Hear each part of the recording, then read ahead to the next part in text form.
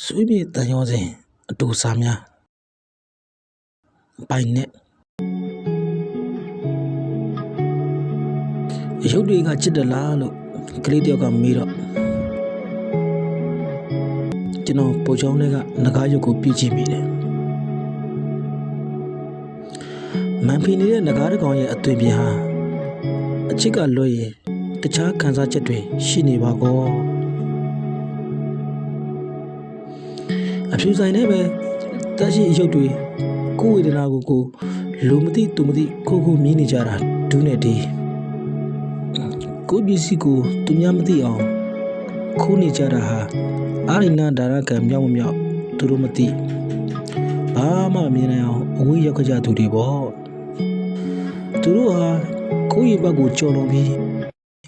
အမေရိကန်နဲ့အီရန်ချရင်ဘယ်လိုနိုင်မလဲဆွေးနွေးနေကြမယ်စုံရက်ထွက်ရမယ့်အဖွဲ့နဲ့မိုင်းရက်ထွက်ရမယ့်အဖွဲ့ဘောလုံးခွဲကြရင်ဘယ်သူနိုင်မလဲဆွေးနွေးနေကြမယ်သူတို့မှာတော့သူတို့ဖြည့်နေတဲ့သူပေါ့ခင်ဗျုံးကြီးရေဘူးမိနေတဲ့ကျွန်တော်ကအောင်စုံကိုစူးချောင်းတဲ့ပတ်စံနဲ့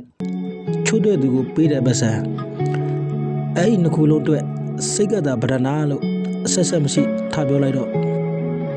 ပြီးပြီးပြန်မရခဲ့ဘူးသူတယောက်စီကပလင်းနဲ့ခွက်ပုတ်တိုက်တံကိုချလိုက်တယ်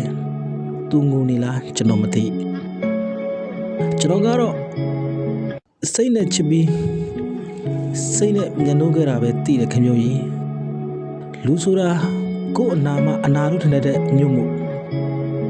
ကိုချစ်တာမှအချစ်လို့ခံစားမိတတ်ကြတယ်မဟုတ်လားကိုမချစ်နိုင်တာကိုမျက်ကွယ်ပြုခဲ့တဲ့ခင်ဗျကြီးကိုအပြစ်မဆိုပါဘူးဒါပေမဲ့လည်းလူဆိုတာကိုယ်အနာမှာနာရကြတာမှန်ပေမဲ့ခင်ဗျကြီးကိုမူမူယူယူဆွဲလန်းမိခဲ့တဲ့ကျွန်တော်အပါဝင်အနာကိုနာရကောင်းမှမသိတဲ့သူတွေရှိပါရဲ့ငရေကြီးရှိတဲ့မှာဘယ်အထက်ကအဆိုးရဆုံးလဲလို့မေး